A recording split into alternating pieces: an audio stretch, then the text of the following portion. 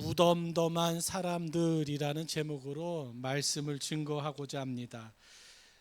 16절에서 17절 말씀에 보면 이 세대를 무엇으로 비유할꼬라는 구절로 시작합니다. 이 세대를 무엇으로 비유할꼬라고 하면서 두 가지 이야기를 소개해 주는데요. 한 이야기는 장터에 아이들이 모여서 피리를 불고 아이들을 모을 때의 모습이라는 겁니다. 아마도 피리를 불고 사람들을 모으는 이 장면은 결혼식을 연상시키는 장면이라고 할 수가 있어요.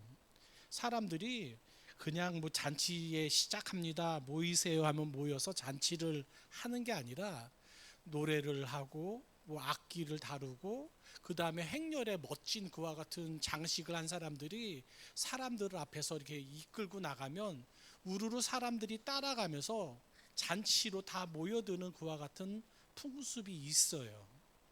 한 번은 성지순례 중에 그런 잔치를 목격한 적이 있었어요.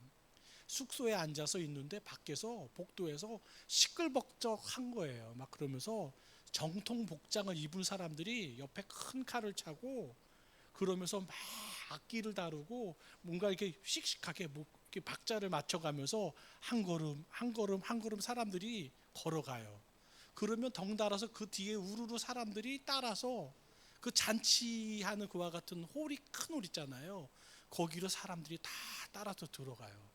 그러면 다 들어간 다음에 그 연회장의 문을 싹 닫으면서 그러면서 비로소 잔치가 시작되는 그런 풍습이 있더라고요. 저희들도 너무나 신이 나는 바람에 얼떨결에 그 행렬에 쫓아가갖고 막 쫓아갔답니다. 한참 가다가 나도 모르게 그 안에 쏙 들어갔는데 문이 쓱 잠기는 거예요. 그래갖고 여기 있으면 안 되겠다, 저 내보내주세요, 저희 손님 아니에요 하면서 나왔어요. 얼마나 거기에 머물게 되는지는 몰라요. 하루가 되는지 이틀이 되는지 1시간이 되는지 2시간이 되는지. 근데 이 아이들이 피리를 부르고 노래를 부르고 사람들을 모으고 다 같이 모이세요, 우리가 함께 기뻐하고 잔치를 하세요 하는 그런 유대이 사람들의 풍습이 있고, 그것을 장터의 아이들이 할 때 사람들이 우르르 몰려서 따라가는 그와 같은 모습을 설명하면서 예수님이 이 세대를 비유할 때 어떻게 설명을 해야겠느냐, 아이들이 피리를 불고 뭔가 친구들을 모으고 할 때 아무런 반응도 안 하고 관심도 없는, 정말 이해할 수 없는 말도 안 되는 그런 모습과 다를 게 뭐냐라고 하는 이야기가 첫 번째 이야기랍니다. 두 번째 비유는요, 반대예요. 애곡을 하는 거예요. 울면서 가슴을 치면서 사람들이 이번에도 행렬을 하면서 지나가요. 장례식이 그렇대요.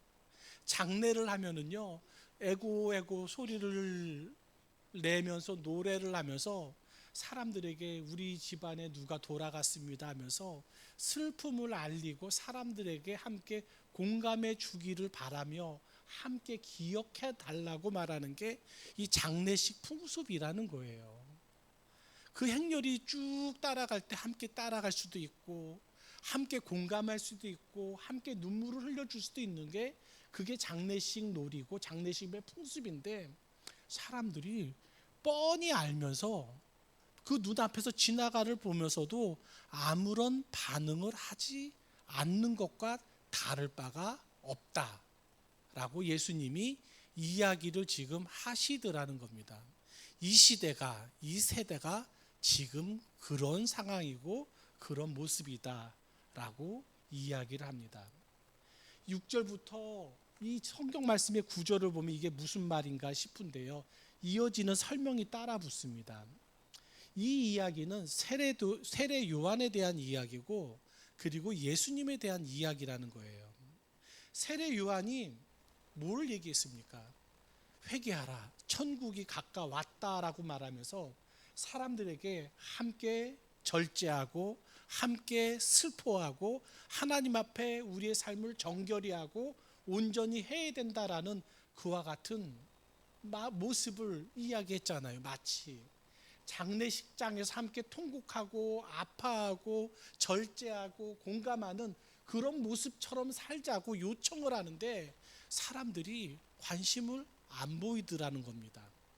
그리고 예수님이 많은 사람들을 불러 모아서 이곳은 잔치하는 자리고 하나님 나라에 우리가 초청을 받았다고 말씀하면서 많은 사람들을 불러 모아서 함께 먹고 마시고 기뻐하고 즐거워하자고 했더니 오히려 비난하고 비판하고 저자는 세리와 죄인들과 먹고 마시기를 즐겨하는 사람이지 않느냐고 오히려 비난하고 조롱했던 모습이 당시 사람들이지 않느냐는 거예요. 그러면서 예수님이 하신 말씀이 그렇다면 당신들은 도대체 어떤 사람이냐는 거예요. 울자니 같이 울기 싫다고 그러고 기뻐하자고 하니 같이 기뻐하기도 싫다고 그러고 이것도 아니고 저것도 아니고 정말 뭘 하자고 하더라도 우리는 싫습니다. 우리는 귀찮습니다. 우리는 하고 싶은 생각이 없습니다라는 모습이 바로 너희들이고 당시 사람들이지 않느냐라고 말하는 게 예수님의 말씀이라는 겁니다. 저는 그 모습을 무덤덤하다라고 그렇게 표현을 해봤어요. 사람들이 왜 그랬을까요? 사람들이 예수님이 하시는 말씀처럼 이 세대가 왜 그와 같은 모습을 보이고 있었겠습니까? 어떤 사람은 우리 시대를 산무의 시대라고 말을 합니다. 예수님의 시대도 마찬가지일 거예요. 세 가지가 없는 시대라고 얘기를 합니다. 하나는 무감각하대요. 느끼는 게 없고 공감하는 바가 없는 그런 시대를 살아가고 있는 시대가 바로 우리 시대라고. 어쩌면 예수님의 시대도 그런 시대였을지 몰라요. 또 하나는 무감각한 시대입니다. 무감각한. 아무런 반응도 안 하고 아무런 느낌도 없고 그와 같은 모습이 우리 시대고 예수님의 시대가 아닐까. 그리고 방금 말씀이 튀어나왔는데 무반응의 시대가 바로 산무의 시대에 나오는 세 가지 요소가 아니냐라고 말할 수 있습니다. 무감각, 무반응, 그리고 뭐라고 했습니까? 하나를 빼먹었네요. 무반응. 왜 그럴까요? 라는 얘기를 좀 해볼게요. 왜 그럴까요? 왜 사람들이 반응도 없고 감각도 없고 그리고 그런 모습으로 살아가고 있을까요? 예수님이 하시는 말씀을 왜 귀담아 듣고 그들의 삶으로부터 달라지지 않게 되었을까요? 성경 말씀은 오늘 말씀은 그렇게 표현하는 게 아닌가 싶습니다. 23절입니다.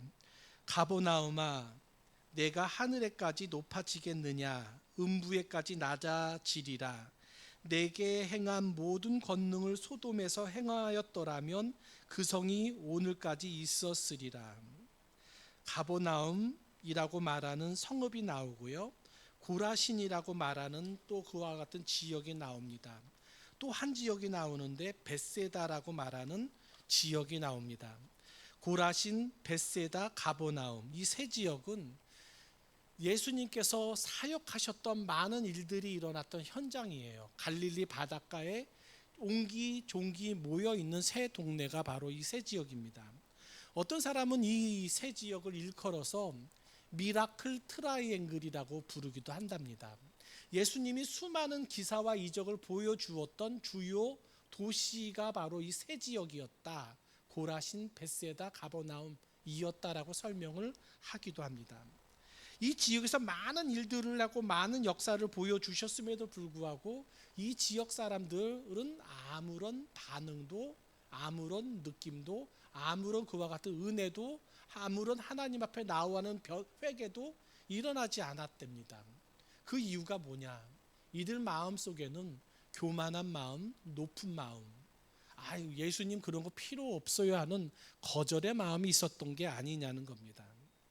바로 장례식에 어떤 그와 같은 부름을 사람들에게 요청을 하기도 하고 기쁨을 소개하면서 함께 모이자고 했음에도 불구하고 사람들은 비난하고 조롱하기에 바빴던 이유 중에 하나는 이 사람들의 마음속에는 세례 요한이 말하는 그와 같은 회개 우리가 굳이 할 필요가 있니? 라고 하는 반응이 있었고 마음이 있었던 건 아닌지 그리고 예수님이 함께 기뻐합시다. 천국이 이곳에 우리 가운데 임했습니다. 주님 나라가 임합니다라고 하는 고백도 선포도 그닥 듣고 싶지 않았던 것은 그것이 우리에게는 필요가 없습니다라는 교만한 마음이 있었던 건 아니냐는 겁니다.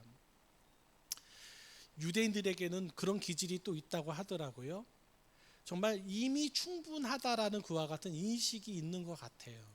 예를 들어서 예루살렘에 이방인들이 둘러치고 이방인들이 공격을 하는 그와 같은 상황이 돼서 위험한 상황이에요.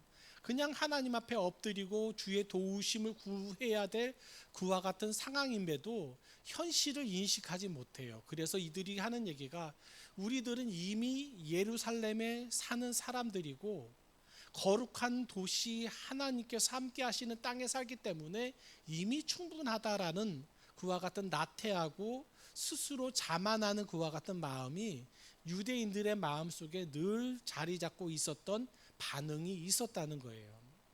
주님께서 정말 주님 나라가 임했다고 선포를 하고 세례 요한이 우리가 하나님 앞에 엎드려져야 된다는 얘기를 할 때도 사람들의 마음에는 그게 왜 필요해? 그럴 필요가 뭐가 있어? 이미 우리는 하나님의 백성이고 이미 우리는 주님 전 가까이 있고 이미 우리는 충분하다고 말하면서 스스로 괜찮다라고 생각하는 자만한 마음에 휩쓸려 살아가는 모습이 있어서 주님의 말씀을 귀 기울여 듣지 않고 반응하지 않는 것이 아니냐는 겁니다. 오늘날 우리들도 그럴 수 있습니다. 주님의 말씀을 우리가 얼마나 귀담아 듣고 그 말씀을 새겨 듣고 살아갑니까? 나는 기독교인이고 하나님은 나를 사랑하시고 우리를 사랑하시고 우리는 구원받은 백성이다라는 스스로 생각하는 만족으로 인해서 하나님의 말씀이 우리에게 날마다 말씀하시는 요청과 그와 같은 음성에 귀 기울이지 않고 살아가는 모습은 아니겠습니까? 이미 충분한데 뭐 주님 말씀이 더 붙여질 게 뭐가 있겠어 라고 생각하면서 스스로 자만하면서 살아가면은 안 된다라고 생각합니다. 주님의 음성대로 주님과 동행하면서 날마다 살아가기를 구할 수 있는 저와 여러분이 되시기를 바라고 합니다. 좀 전에 미라클 트라이앵글이라고 해서 고라신, 벳세다, 가버나움에 대해서 얘기를 했어요. 고라신, 벳세다, 가버나움은 예수님의 제자들이 출생한 고향과 같은 곳입니다. 이곳에서 오병이어의 기적도 있었고요. 예수님의 제자들이 예수님을 만나고 주의 일을 시작하기도 했던 지역이기도 합니다. 성경에 그려져 있는 수많은 기사와 이적이 그 이적의 배경이 됐던 지역이 바로 이 지역입니다. 그리고 심지어는 예수님의 제자들의 친척과 형제와 부모와 자녀들이 살아가고 있는 지역이 이 지역입니다. 어쩌면 이곳에 있는 사람들은 우리는 남이 아니다, 우리는 제자들과 이미 다를 바가 없다라고 생각하면서 막연하게 생각하고 있었는지 모릅니다. 근데 성경 말씀은 좀 엄하게 얘기합니다. 20절입니다. 예수께서 권능을 가장 많이 행하신 고을들이 회개하지 아니하므로 그때 책망하시되 화 있을진저 고라시나 화 있을진저 벳세다야 너희에게 행한 모든 권능을 두로와 시돈에게 행하였더라면 그들이 벌써 베옷을 입고 채에 앉아 회개하였으리라. 내가 너희에게 이르노니 심판날에 두로와 시돈이 너희보다 견디기 쉬우리라. 가버나움아 내가 하늘에까지 높아지겠느냐 음부에까지 낮아지리라. 내게 행한 모든 권능을 소돔에 행했더라면 그 성이 오늘까지 있었으리라. 내가 너희에게 이르노니 심판날에 소돔 땅이 너보다 견디기 쉬우리라.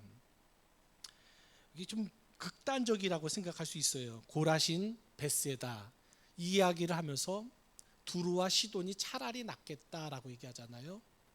두루와 시돈에게 차라리 이들에게 고라신과 벳세다에게 행한 것처럼 기사와 이적을 보여주시고 그들에게 회개를 선포했다면 차라리 그들이 회개했을 거라는 거예요.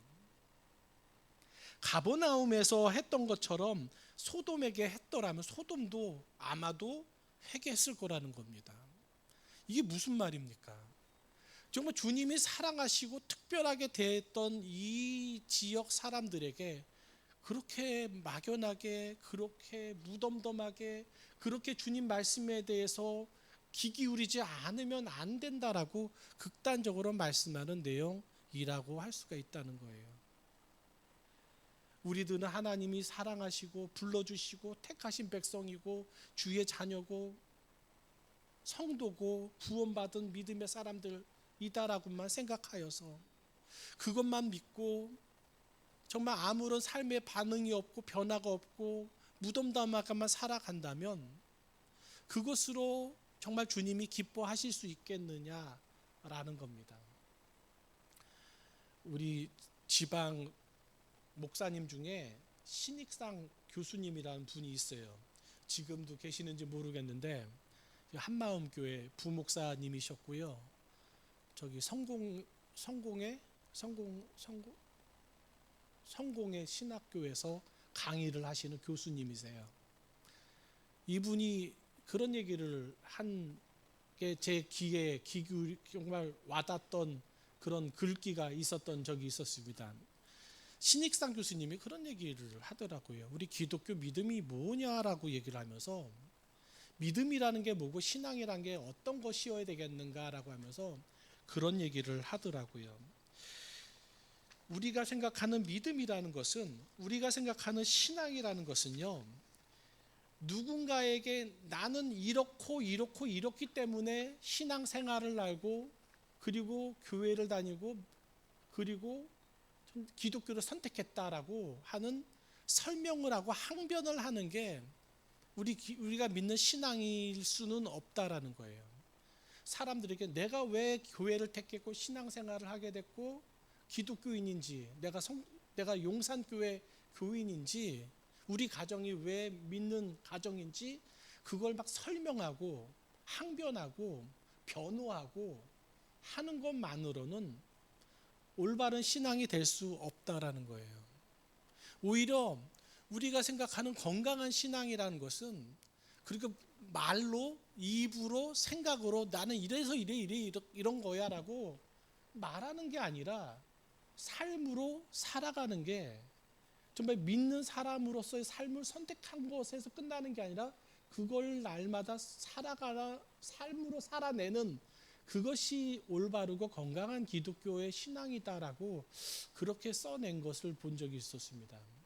생각해 보면 내가 두 가지 중에 어느 게 더 익숙한가라고 생각을 하면 믿음으로 살아내고 신앙으로 살아내고 하나님의 말씀에 귀 기울이고 그것을 내가 순종하고 순복하는데 더 익숙하기보다는 이론적으로 합리적으로 그게 맞는지 틀리는지를 분별해서 그걸 가지고 나는 이거 편에 한 표 더 드리겠습니다라고 선택하는 그런 쪽에 더 가까운 건 아닌지, 내가 누군가에게 전도를 한다고 생각을 하면은 내가 함께 신앙생활을 같이 하자고 하면서 손을 내밀고 그 사람을 붙들고 신앙생활을 같이 하는 게 전도가 아니라, 교회는 말이야, 예수님은 말이야, 역사책은 말이야, 성경은 말이야 하면서 뭔가 개론을 이야기하고 설명을 한참 한 다음에 이런 정보와 지식이 있는데 너 어떻게 생각해라고 툭 던지는 게 마치 전도인 것처럼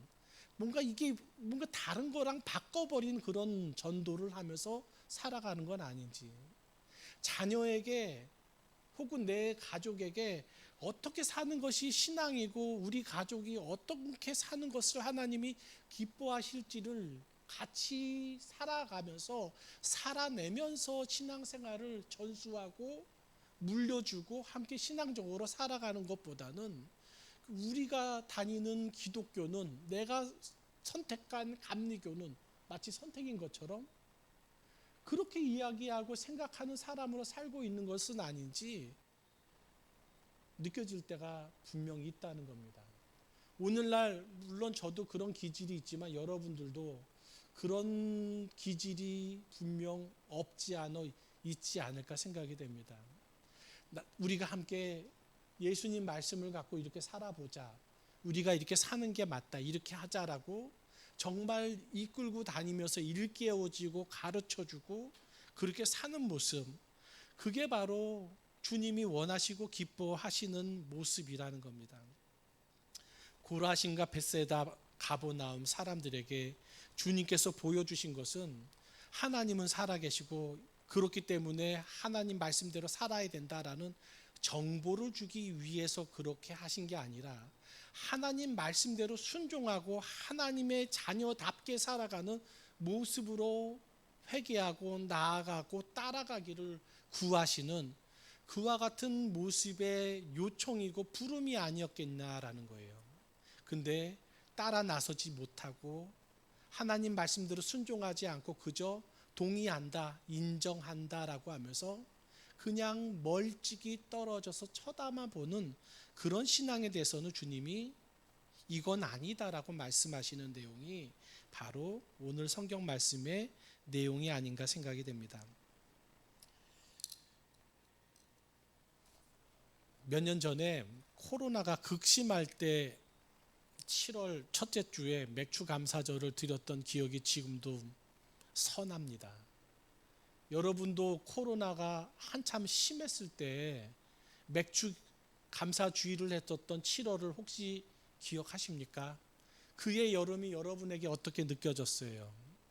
예배 드리는 게 쉬웠을까요?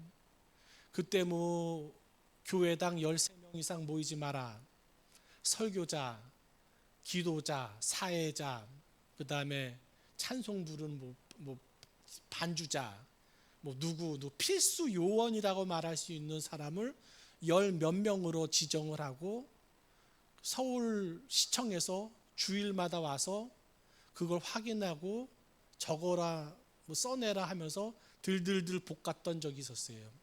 교회마다 너무 힘들어서 목회자의 그 믿음의 뭡니까? 그게 너무 메말라지고 힘들어지고 괴로워했던 시절 지금도 선합니다. 그때 맥주 감사절을 앞두고 한 주간 동안 얼마나 발버둥 쳤는지 몰라요. 감사를 얘기해야 되는데 그거를 그걸 녹화를 해서 교인들과 나눠야 되는데 마음 중심으로 감사가 그렇게 막 넘쳐나지가 않는 거예요. 막 입으로는 감사라고 말을 해야 되는데 여기서는 너무 힘든 거예요. 그때는 힘든 이유를 잘 몰랐어요. 왜 내가 그렇게 힘들었지? 왜 내가 그때 갈등했었지? 왜 그때 괴로워하면서 감사에 대해서 내가 그렇게 부담스럽게 생각하면서 주의를 준비했었지라는 생각을 많이 했었습니다. 그런데 오늘 말씀을 다시 보면서 그런 생각이 들어요. 그 예수님께서 부르시고 함께 기뻐하자, 함께 회개하자고 할 때 사람들이 거절하고 외면했던 그 근거는 그게 꼭 필요하냐? 우리에게 뭐가 더 더하기가 되고 더 붙여지는 뭔가가 있느냐? 그것이 있다면 우리가 반응하겠으나 그거 없이도 충분하다면은 없어도 되지 않느냐라는 자기 중심적인 스스로의 자아 자치에 빠진 스스로 만족하는 그와 같은 모습에 빠진 모습이 주님을 영접하고 주님께 경배하고 주님께 엎드리고 주님께 감사하지 못했던 모습은 아니었냐는 거죠. 주님 없이도 이미 충분하다라고 생각할 때 감사하지 않습니다. 반대로 그때는 주님이 나에게 무슨 도움이 됩니까? 라는 그와 같은 애매한 교만과 그와 같은 하나님을 거역하는 마음이 있었기 때문에 그래서 감사하지 못한다고 스스로 얘기하고 있는 건 아니지. 주님, 우리에게 지금 이 시대에 무슨 도움이 되십니까? 주님이 정말 우리를 위해서 뭘 하셨나요? 하는 말도 안 되는 인간적인 자기중심적인 자기 기준의 교만의 모습으로 감사를 논하고 신앙을 논하고 일상을 논한 것은 아니냐는 거예요. 하나님 앞에서 하나님 앞에 엎드려서 하나님만으로 충분합니다. 아니 하나님이 안 계시면 우리는 아무것도 아닙니다라고 고백하며 주님 앞에 순복하고 나아가고 주님 앞에서 온전히 마음을 여는 거, 그걸 주님께서는 바라고 원하셨던 건 아닐까라는 겁니다. 영국의 런던 주변에 노리치라는 지역이 있다고 해요. 오래된 노스 위치니까 아마 북항이겠죠. 런던 바로 위쪽에 북쪽에 있는 자그마한 동네가 있어요. 이 동네와 관련된 유명한 한 여자분이 있어요. 주리안이라는 그런 분이 계신데, 이분이 당시에 흑사병이 굉장히 심하게 돌 때 사람들에게 많은 메시지를 던진 거로 유명한 그와 같은 여자분입니다. 근데 이분이 두 가지를 했던 얘기가 있는데, 두 가지가 상당히 사람들에게 많은 도움을 되고 인상적인 그런 모습을 보였다고 합니다. 그 중에 하나가, 정말 지금 눈앞에는 아무것도 안 보이는 막막하고 힘들고 버거운 순간이 오겠으나 잘 될 거다. 주님이 계시니까, 주님이 함께 하시니까 염려하지 마라. 이런 메시지를 사람들에게 던졌대요. 그리고 또 하나가 더 있어요. 저는 이 얘기를 좀 하고 싶어요. 뭐냐면, 죄악조차도 축복이 될 수 있대요. 이 말도 안 되죠. 죄는 심판을 받을 이유가 되고, 그것은 하나님 앞에 부정한 것이고 하나님 앞에 올바르지 못한 모습이라고 말해야 되잖아요. 근데 우리가 죄에 빠지는 것은 인간의 연약함이고 삶이잖아요. 그 연약함으로 인해서 넘어지고 쓰러진 사람이 거기서 끝나는 게 아니라, 그것을 딛고 하나님 앞에 자복하고 회개하고 나아간다면 분명히 하나님께서는 회복시켜 주시고 그 사람을 받아주시고 하나님께서 은혜를 더 씌워 주실 것을 알기 때문에 그 제약조차도 축복이 될 수 있다라고 노리치의 주리아는 그런 얘기를 했다고 하더라고요. 반대로 말하면, 나는 죄가 없어, 나는 허물이 없어, 나는 잘하고 있어, 나는 괜찮아, 나는 하나님 앞에 엎드릴 이유도 없고 회개할 이유도 없고 감사할 이유도 없고 아무런 필요도 없어라고 스스로 자기 만족과 교만에 빠져 산다면, 이거는 칭찬받을 일이 아니라 스스로의 어떤 그와 같은 허물이 될 수 있고 무감각이 될 수 있고 교만이 될 수 있고 하나님을 외면하는 그와 같은 모습이 될 수 있다라는 의미에서 그것이 오히려 문제가 될 수도 있다는 거예요. 그 어느 누가 하나님 앞에서 나는 죄가 없습니다, 나는 훌륭합니다, 나는 충분합니다 말할 수 있겠습니까?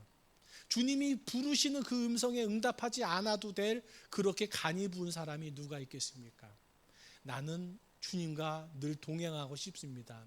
주님 말씀 앞에 늘 서고 싶고 그 귀 기울이시고 그것을 가지고 붙들고 살아가기를 원합니다라고 말하는 그런 모습이 26년도 하반기에도 충만하게 일어날 수 있는 저와 여러분이 다 되시기를 바라고 합니다. 기도합니다. 사랑의 하나님 아버지, 감사합니다. 하나님, 이 시간 하나님 말씀을 들고서 우리가 하나님 앞에 어떻게 살아가고 있는지, 하나님 앞에 하나님이 기뻐하시는 그와 같은 모습과 마음으로 드려지고 있는지를 고백하는 시간을 가져보고자 했습니다.